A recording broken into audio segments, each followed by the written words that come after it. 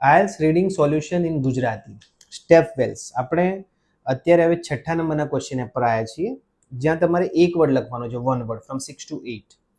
So which part of some step wells provided shade for people. Shade એટલે છાંયડો, shelter, બરાબર. તો આ તમારે સમજવાનું છે કે which part of some step wells provided shade for the people. અને તમે આ 1 2 3 ને ચોથા પેરેગ્રાફમાં બિલ્ટ ફ્રોમથી વાંચીશું આપણે. So built from stone and supported by pillars, they also included pavilions that sheltered visitor from the relentless heat. બરાબર.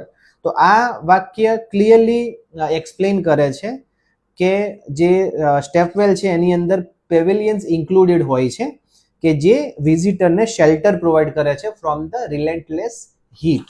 અને તમે ક્વેશ્ચનમાં એવું લખ્યું છે કે which part of some stepwells provided shade for people, એટલે કે કયો ભાગ લોકોને શેડ પ્રોવાઈડ કરે છે, શેલ્ટર પ્રોવાઈડ કરે છે. તો પેવેલિયન્સ આવશે. પણ અહીં જ્યારે તમે પેવેલિયન્સ લખો ત્યારે ધ્યાન રાખજો કે આખું છે એસ રહી ના જાય. પેવેલિયન્સ લખવાનું છે, પેવેલિયન નથી લખવાનું, નહીં તો આન્સર ખોટો પડશે. ઓકે, તો 6ઠ્ઠાનો આન્સર છે પેવેલિયન્સ.